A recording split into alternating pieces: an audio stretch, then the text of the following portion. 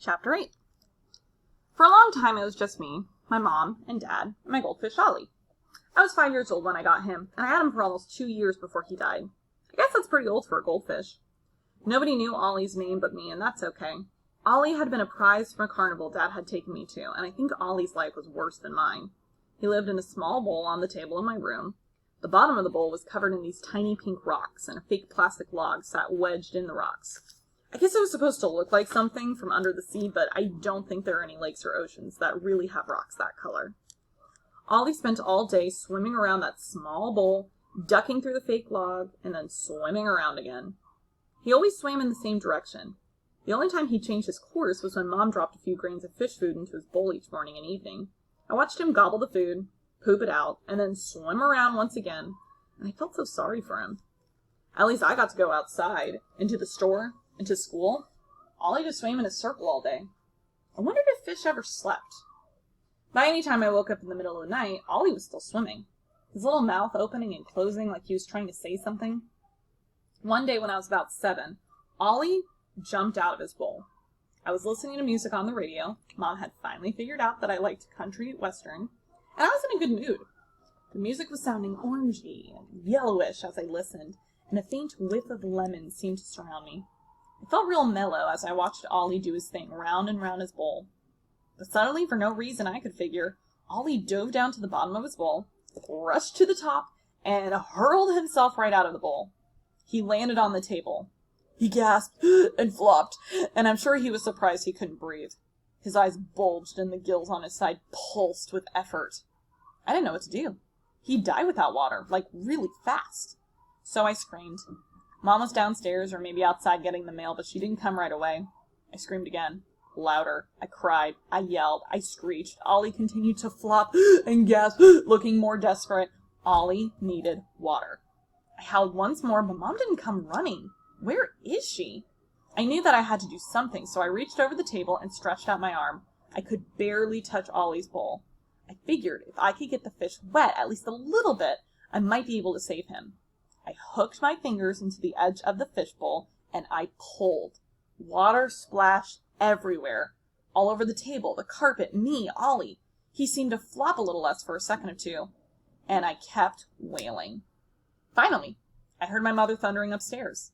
When she came through the door, she took one look at the mess with the dying goldfish and shouted, "Melody, what have you done? Why did you knock over the fishbowl? Don't you know a fish can't live without water?" Of course I knew that. I'm not stupid. Why did she think I'd been screeching and calling for her? She scurried over to the mess, scooped up Ollie, and gently placed him back in the bowl. Then she ran to the bathroom, and I heard running water, but I knew it was too late. Either because of the time out of the bowl, or because the bathroom water isn't the right temperature, Ollie didn't survive. Mom came back and scolded me once more. "Your goldfish didn't make it, Melody." "I don't get it. Why would you do that to the poor little fish? He was happy in this world." I wondered if maybe Ollie wasn't so happy after all. Maybe he was sick and tired of that bowl, and that log, and that circle. Maybe he just couldn't take it anymore. I feel like that sometimes. There was no way I could explain to Mom what just happened. I really had tried to save Ollie's life. I just looked away from Mom. She was angry, and I was too. If she hadn't had been so slow, Ollie probably would have made it. I didn't want her to see me cry. She cleaned up the mess with a sigh and left me with my music and an empty spot on the table. The colors were vanished. It was a long time before I was ready for another pet. But on my 8th birthday, my father brought home a big box. He seemed to have trouble holding on to it. When he set it on the floor in front of me, out exploded a flash of wriggling gold fun. A puppy! A golden retriever puppy! I shrieked and I kicked with joy. A puppy! The clumsy little dog raced around the room, sniffing every corner. I watched her every move, loving her right away. After exploring every table leg and piece of furniture, the puppy stopped, made sure all of us were watching, and then squatted and peed right there on the carpet. Mom yelled, but only a little. That let the dog know that she was in charge. She checked out Dad's bare toes, but she stayed away from Mom, who was trying to soak up the spot out of the rug with paper towels and that spray stuff that she uses in the kitchen. Finally, the puppy circled around the wheelchair, around and around, like she was trying to figure it out. She sniffed it, sniffed my legs, my feet, looked at me for a minute, then jumped right into my lap like she'd done it 1,000,000 times. I barely breathed, not wanting to disturb her. Then, wow, wow, wow, she turned around 3 times and she made herself comfortable. I don't think I made a noise like a sigh of satisfaction. I know I did. I stroked her soft back and head as gently as I could. I was the one who named her. Mom and Dad kept suggesting dumb names like Fuzzy or Coffee, but I knew as soon as I saw her what her name should be. I pointed to the bowl on the table, which had my most favorite candies, butterscotch caramel. They're soft enough to melt in my mouth, so I didn't have to chew, and they were so delicious. You want to call her Candy? Dad asked. I shook my head, so the sleeping puppy wouldn't wake up. Caramel? I shook my head once more. Why don't we call her Stinky? Dad suggested with a grin. Mom and I just glared at him. I continued to point to the candy dish. Mom said, I know. You want to call her Butterscotch. I wanted to shriek, but I forced myself to stay calm. I tried real hard not to do anything that would knock the puppy off my lap. I said softly as I continued to stroke the dog's silky fur. I didn't know that anything could be so soft, and she was all mine. It was the best birthday I had ever had. Butterscotch sleeps at the foot of my bed every night. It's like she read the book on what a great dog ought to do. Bark only when a stranger's out the door, never pee or poop in the house, she got over all that puppy stuff, and keep Melody happy. Butterscotch doesn't care that I can't talk to her. She knows I love her. She just gets it. One day, a few months after I got her, I fell out of my wheelchair. It happens. Mom had given me lunch, taken me to the toilet, and wheeled me back into my room. Butterscotch trotted behind, never in the way, just close to me at all times. Mom popped in a DVD and made sure my hands were properly positioned so I could rewind and fast forward. She didn't notice my seatbelt wasn't fastened, and neither did I. She traveled up and down the stairs doing several loads of laundry. I'm awfully messy. And I guess she started fixing dinner. The rich aroma of simmering tomato sauce floated up the stairs, and Mom knows I love spaghetti. She peeked her head in to check on me and said, I'm going to lie down for a couple minutes, Melody. Are you okay for a few?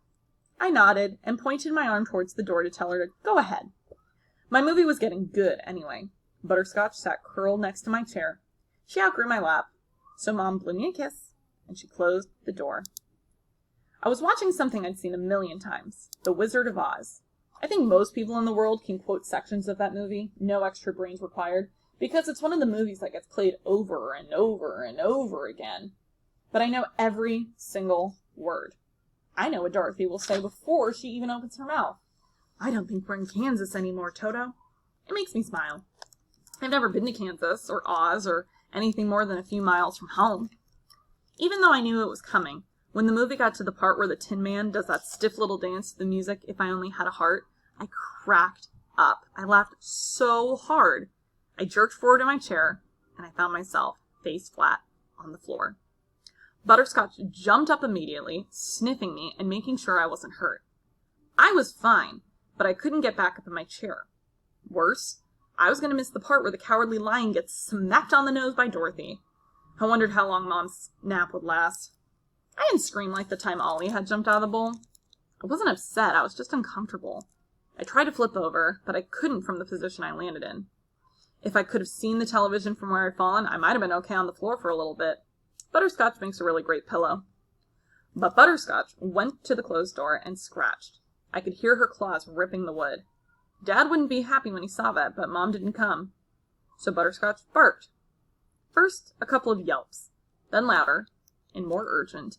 Finally, she'd jump up, threw her whole body against the door, making loud thuds. She'd bark, then thud. Bark, then thud, and Mom could not ignore all that racket. I'm sure it was only a few minutes, but it seemed like longer. Mom came to the door looking groggy. Her hair was all messed up. What's going on in here? She began. Then she saw me. Oh, Melody, baby, are you okay? She ran up to me, sat down on the floor, and lifted me up for help. She checked everything, my arms, my legs, my back, my face, my scalp, even my tongue. I wanted to tell her I was fine. All she needed to do was put me back in my chair, but she had to do the Mom thing. Double check. Butterscotch, you're a good girl, she said as she petted the dog and hugged me tight. Doubles on the dog food tonight. I'm sure Butterscotch would have preferred a nice thick bone instead, but she can't talk either, so My dog and I get what they give us. Mom carefully put me back in the chair and made sure my seatbelt was latched correctly. Butterscotch curled up right in front of me, making sure, I guess, that if I did slide out, she'd be there to soften the fall. This dog is amazing. Mom restarted the video from the beginning, but somehow the Yellow Brick Road had kind of lost some of its magic glow. Nobody really gets wishes granted by the Great Oz. As I watched, I wonder if I were blown to Oz with my dog, what would we ask the wizard for? Brains? I got plenty. Courage? Butterscotch wasn't scared of anything. A heart? We've got lots of heart, me and my pup. So what would I ask for? I'd like to sing like the Cowardly Lion and dance like the Tin Man. Neither one of them did those things very well, but that would be good enough for me. It's the end of chapter 8. We met the most adorable character. All right, answer that question about our new character, Butterscotch.